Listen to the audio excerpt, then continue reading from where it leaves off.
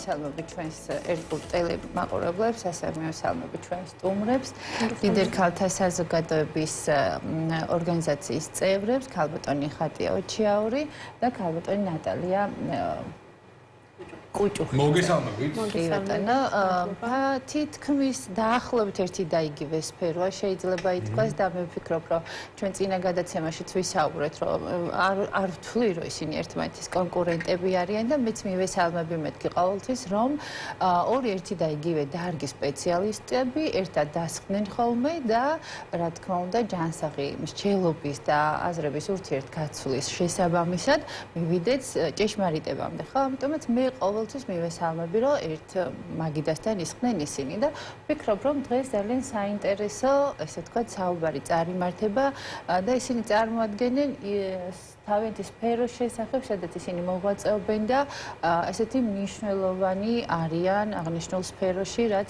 დღესდღეობით ვფიქრობ, რომ მნიშვნელოვანი და არა მარტო შეიძლება უფრო სწორად თუ ვიტყვი, იქნება საჭირო სფერო, ხო? და ალბათ უკეთ ისაუბრებენ ისინი თავიანთი საქმიანობის შესახებ და წარმოგვიჩენენ თავს. დავიწყეთ. კი ბატონო. ძალიან დიდი მადლობა ლიდერ ქალთა ორგანიზაციას შესაძლებლობებისთვის, მადლობა მოწვევისთვის.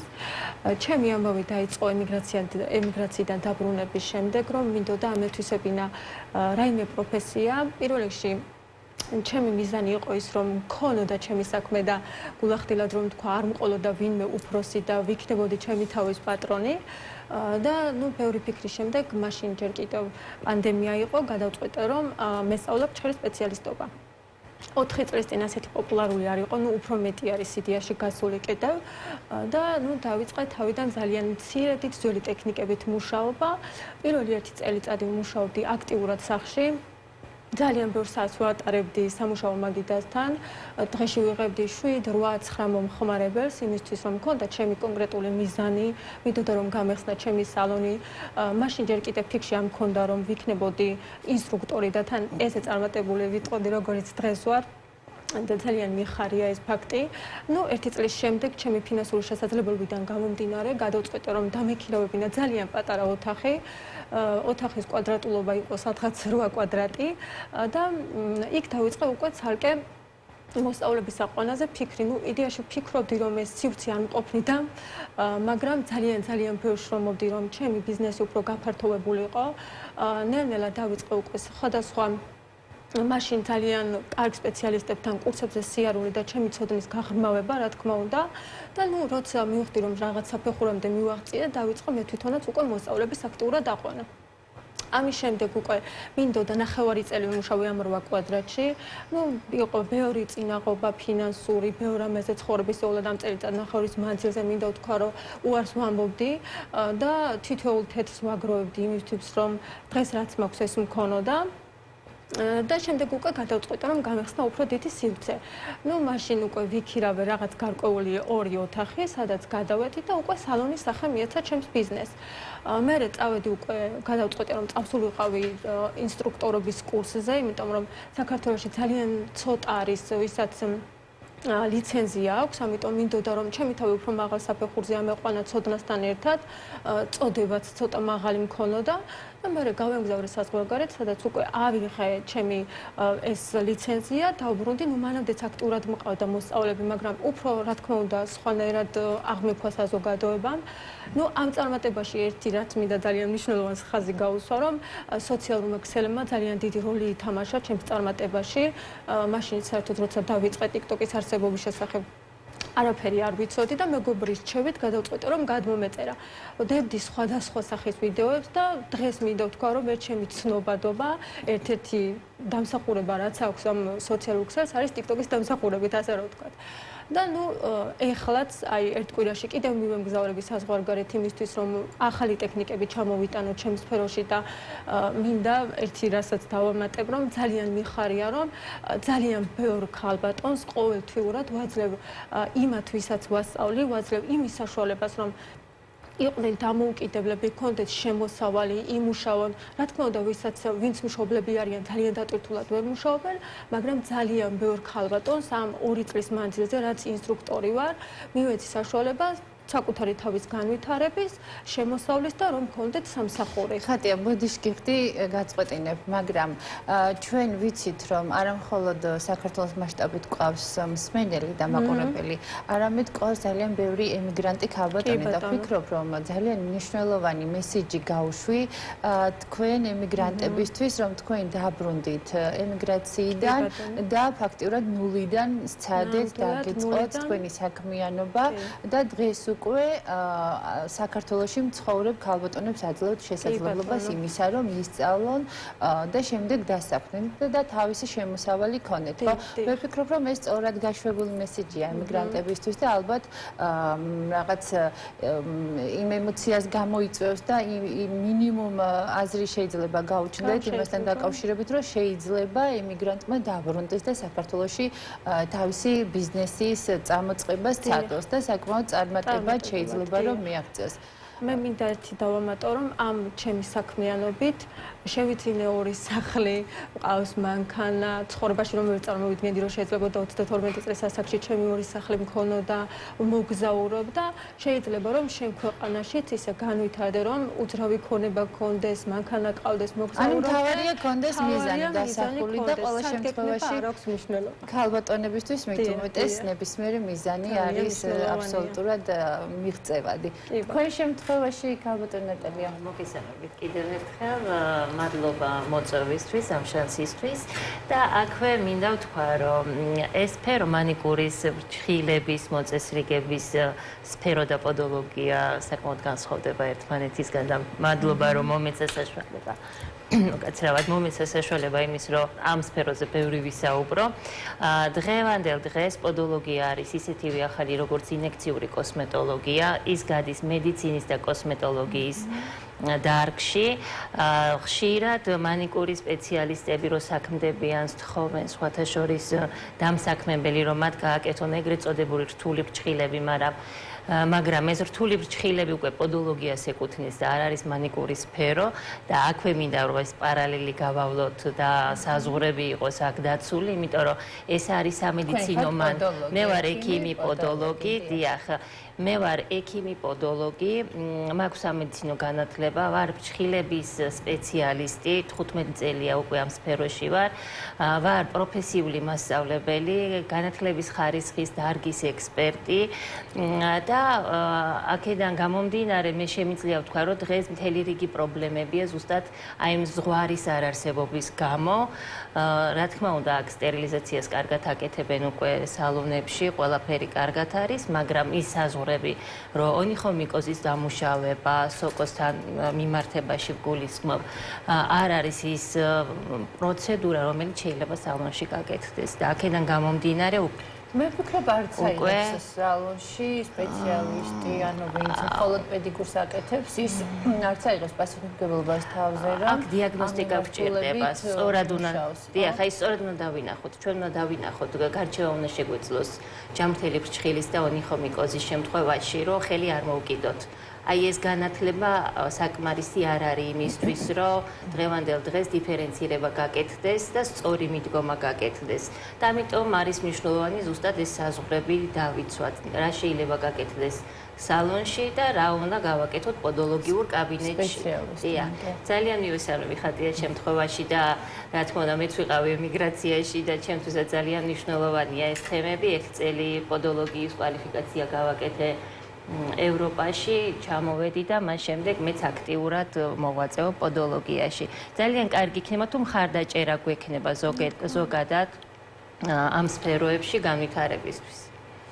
დიახ, მე ვიცი ეს რამდენად მოთხოვნადია ეს სფერო და ეს ჩვენ დავინახეთ, როდესაც BDC აკადემიის ქუთაისის ფილიალში გადავიკვეთეთ ჩვენ და მაშინ თქვენ ჩაატარეთ იქ მასტერკლასი, ხო?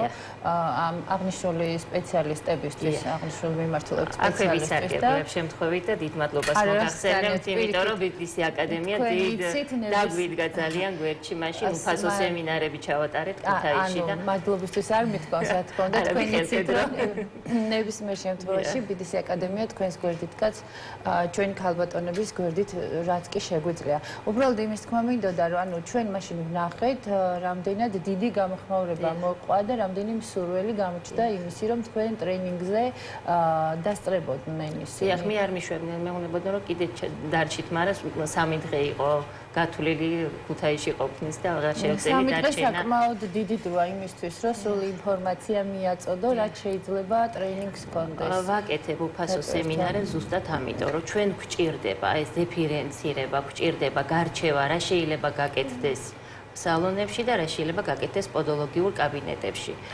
ყველაზე ცუდი შედეგი რა შეიძლება მიიღოს არასწორმა ჩარევამ ამ შემთხვევაში?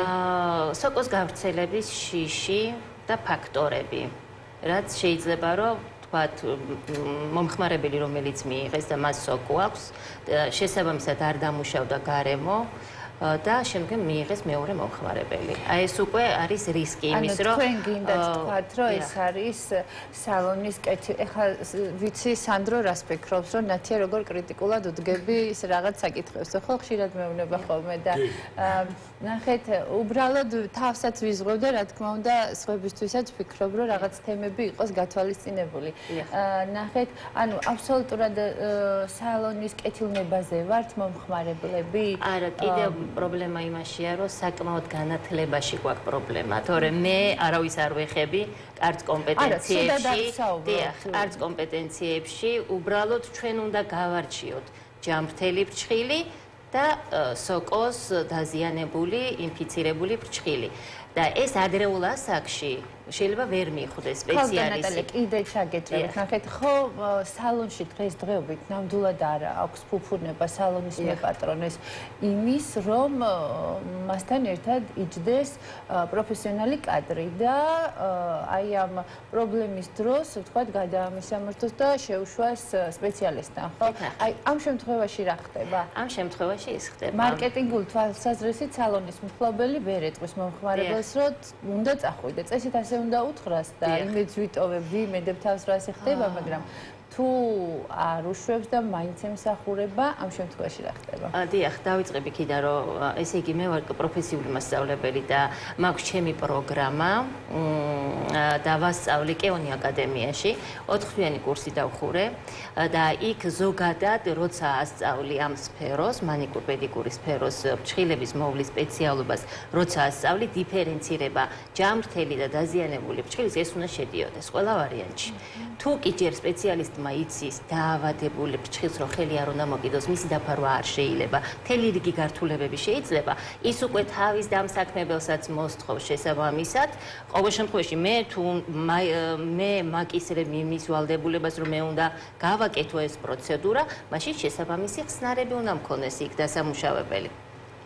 თუ კი დამსაქმებელი მეუნება რომ შენ როგორც ფრჩხილების სპეციალისტმა ამას უარი არ უნდა უთხრა მომხმარებელს რომ მოვა და გეუბნება რომ ესეთი ფრჩხილი დამიმუშავე, შესაბამისად იქ უნდა იყოს ის ხსნარები, რომელიც ჭირდება მის დამუშავებას.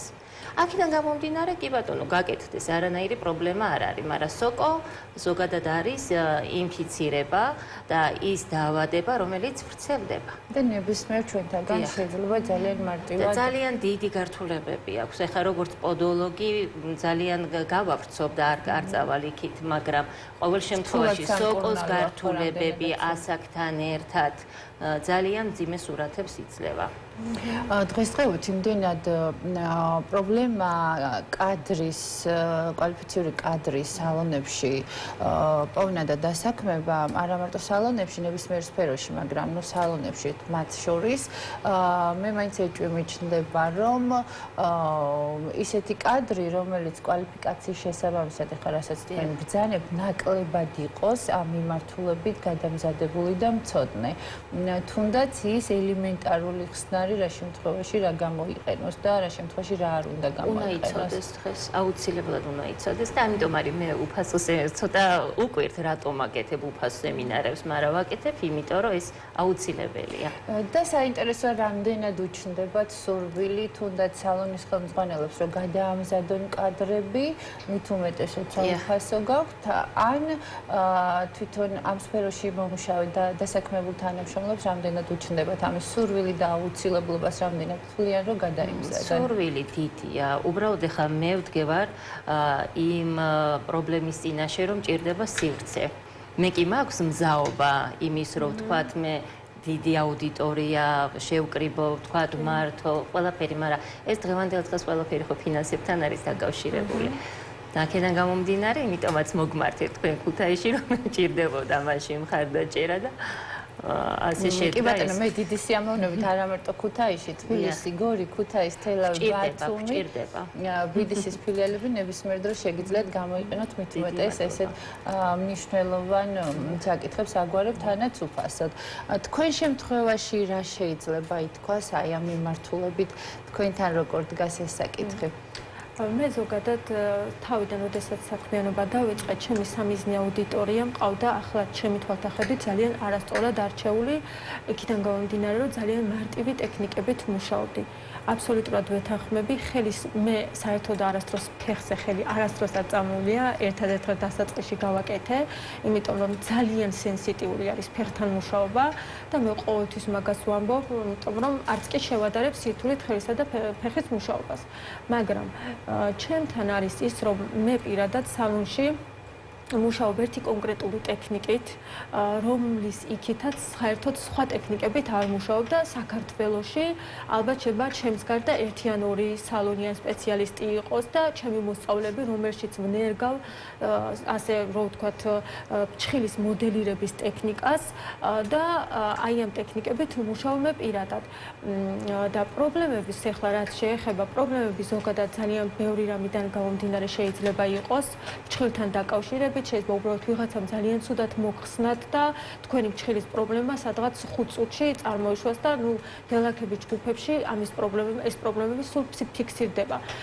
ხო და შეიძლება ძირითადი პრობლემას მაინც ცოდნის გაცემასთან დაკავშირებით ვთვლი მე, როდესაც რაღაც პროფესიას ეუფლები მნიშვნელოვანი არის შენი მასწავლებელი, საიდან გაწყებინებ და სად ამთავრებ კურსის ბოლოს, რა ცოდნით გადიხარ და ეს უკვე მერე რა თქმა უნდა ყველა გასული მოსწავლე ადაპტირდება მომხმარებელთან და ეს ჩხილებზე ნებისმიერი მომხმარებელზე აისახება. ვისთანაც ცოდნის მიცემა ხდება, თუნდაც ინსტრუქტორიდან სწორად აი თქვენ რომ ახლა მე კურსი ჩამიტარო დარწმუნებული ვარ რომ ფეხს იდეალურად გავაკეთებ, მაგრამ რომელ ადამიანთანაც ან სხვასთან რომ მივიდე, რომელსაც არ აქვს ძალიან მინიმალური ცოდნა აქვს, მეც ზუსტად იგივე რაკურსით გავაგრძელებ მუშაობას. ხო და პრობლემები ხელზე ახლა შეიძლება რომ ხელზეც მარტივად გაჩნდეს ონიხოლიზისი, მარტივად გაჩნდეს სოკო, მაგრამ ხელზე ჩვენ ერთი რაც შემიძლია ვთქვა, ძალიან მარტივად მავჩნევთ წინა პირობების მიხედვით, რომ შეიძლება რამდენიმე თვეში მომხმარებელს დაემართოს სოკო. ჩვენ ვავჩნევთ ჯერ თერმულ დამწრობას ფრჩხილზე, თუ არ მოხდა მისი მკურნალობა, მერე უკვე ონიხოლიზისი და ნუ ონიხოლიზისიდან მერე გამოდის უკვე სოკო. მაგრამ ვთვლი რომ ხელზე უფრო მარტივად ვამჩნევთ და უფრო მარტივად შეიძლება რომ ამას ყურადღება მიაქციო, მაგრამ ფეხი ძალიან სენსიტიური არის ხელთან შედარებით. თემები რაც ვილაპარაკეთ, აი პირდაპირ პროპორციულად მოუხდებოდა მკურნალს გადაცემას. ეს არის ჯანმრთელობის პრობლემა. ხო, ჯანმრთელობის პრობლემა. საინტერესო საუბრისთვის, ხო, ნუ ტიპიურად სამედიცინო მიმართულებისკენ წავედით ახლა და ძალიან საინტერესო საუბარიც იყო, რა თქმა უნდა, ნათია. საინტერესო საუბრისთვის მადლობა კიდევ ერთხელ, მადლობა თქვენ. მადლობა დიდი. თქვენი დროისთვის. გადაცემა მონეტიზაცია არის, ემშვიდობებათ უკვე ხვალამდე და წარმატებულ დღეს გისურვებთ. მადლობა.